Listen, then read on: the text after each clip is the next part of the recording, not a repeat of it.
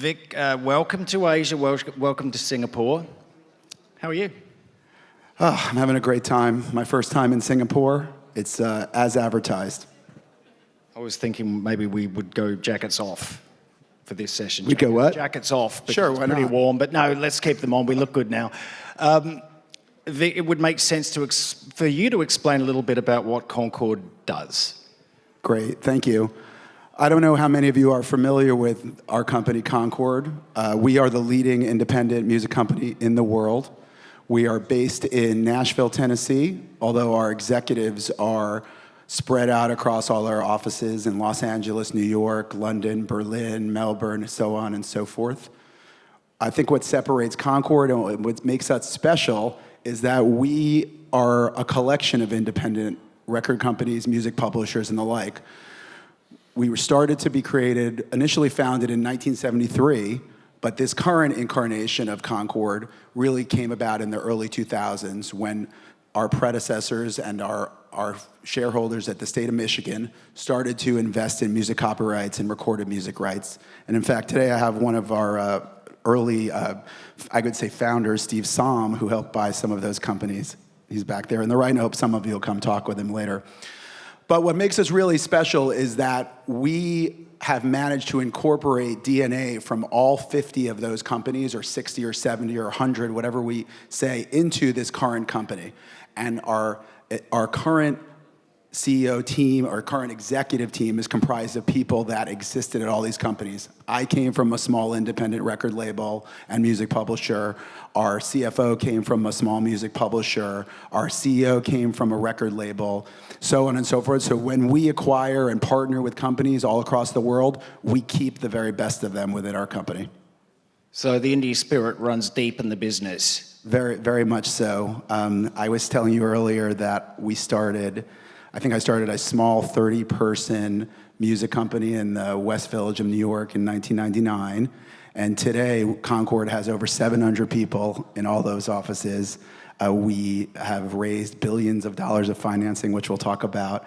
And I get to talk about unfathomably large numbers and incredible amounts of artists and global #1 artists. And I can't even imagine, the same person who walked into an office the first day and was arguing about, $5 of customer service charges for direct-to-consumers gets to talk about these things on stage in Singapore.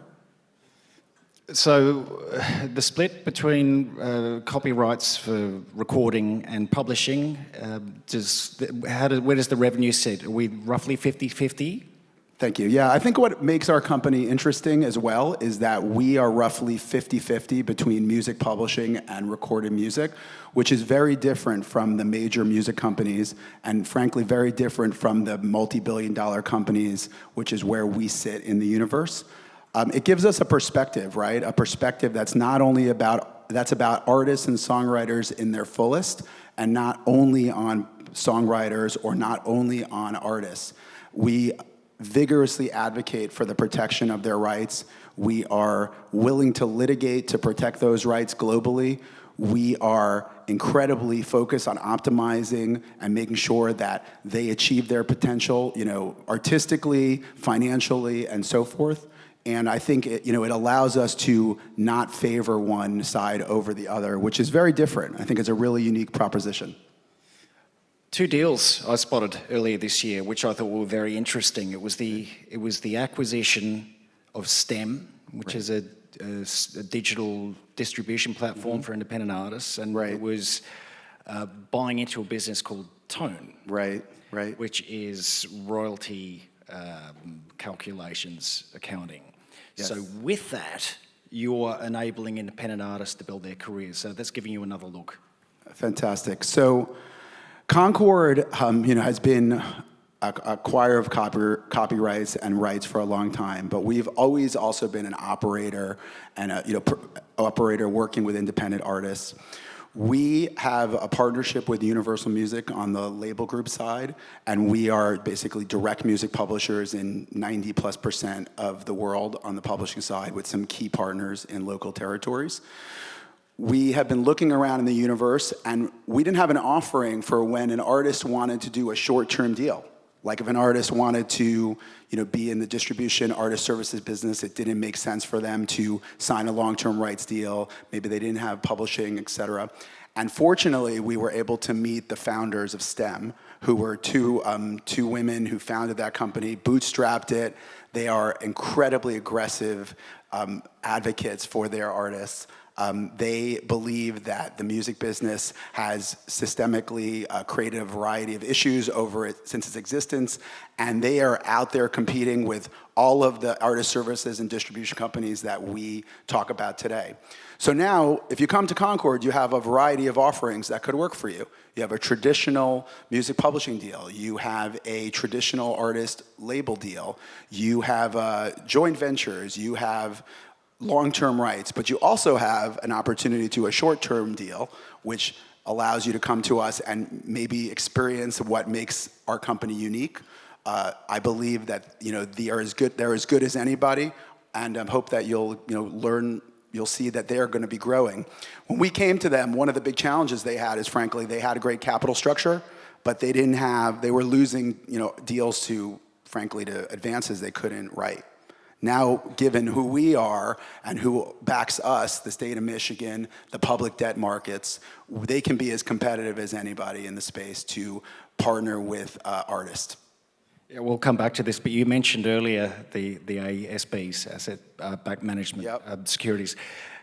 Billboard, I was thumbing through a few months ago, and there was a top 5 deals of the year, and yours was number 1 for capital raised. We'll come back to that. Okay. Let's stay in Asia for a moment. Do you have operations here? Are you active in Asia? Great question. So that's why we're here. We, as I earlier stated, we've been incredibly acquisitive. We put together a world-class company. One of the things that we did back in 2017 was we acquired a Mexican music company called Muzart, which was our first major foray into non-English language music. Right? Muzart is regional Mexican music, artists that you may or may not be familiar with, that have become some of our biggest artists, very popular in the United States, South America, Mexico, and the like. We learned to operate outside of the English language over the last 5 years, and it was a great experience for us. We then went, subsequently another acquisition that we made was we acquired a music publisher in Australia called Native Tongue. Right, which is now Concord ANZ, and Jamie Goff is here. He's our Australian MD sitting over in the corner. Shout out, Jamie. Shout out to Jamie. And that company was very interesting because it allowed us to operate globally. We'd always operated in Europe and North America, but there's just a different mindset when you're going to be running a company across the globe. And having an Australian office allowed us to set up like that. And it goes without saying, but I'll say it anyways. I think one of the other things that separates us from our competition is that when you are working with our company, you're working with the same company in Melbourne, Los Angeles, Nashville, New York. You are not in the APAC region or LATAM or MENA or Europe. You are signed with Concord. You are signed with our label Fearless. You are signed with Pulse Records or Pulse Publishing, which are our partners. And I expect that you get the same answer from everyone globally. You don't have to fight to have your music released in North America or in Europe. It's just part of the way we talk, and I'm very proud of that. So back to Asia, an area, frankly, I've been very interested in for years, and I was telling you when we chatted before this, I'm very interested in China. I'm very interested in Asia. I've traveled here extensively in my life. And in fact, many years ago, we looked prior to COVID, we actually had some interesting conversation with some Chinese companies about doing joint ventures on a variety of deals.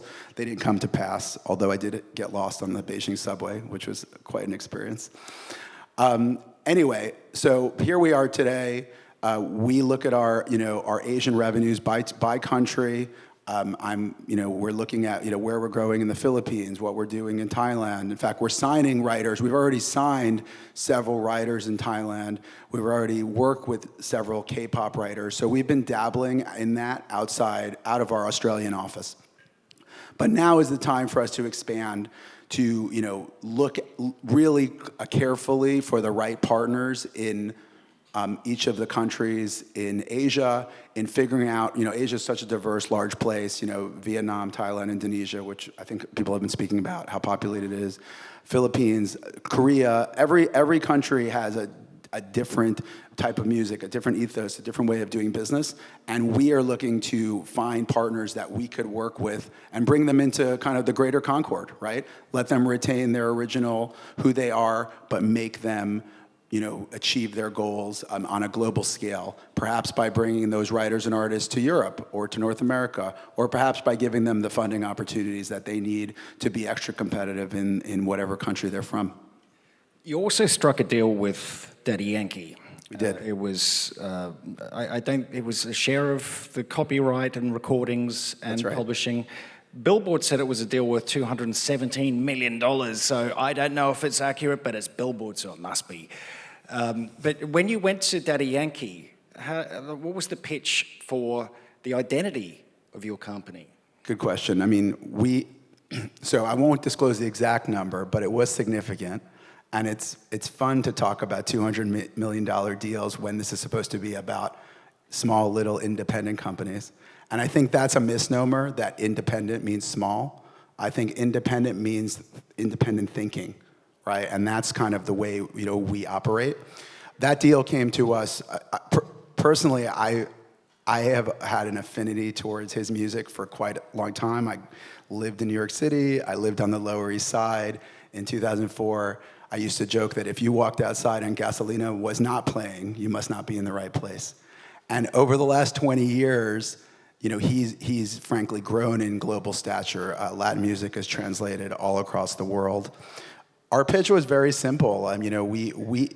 We purchased actually rights from a company that already purchased part of it, but we needed to get to know him. And our pitch is that we will respect and cultivate and work on your music for eternity, right? That the people at Concord care a great deal, that we have experience working catalog, we have experience working frontline, that we collect and optimize your finances better than anyone, that we're used to operating in Spanish, right? That we can operate in your language if you want.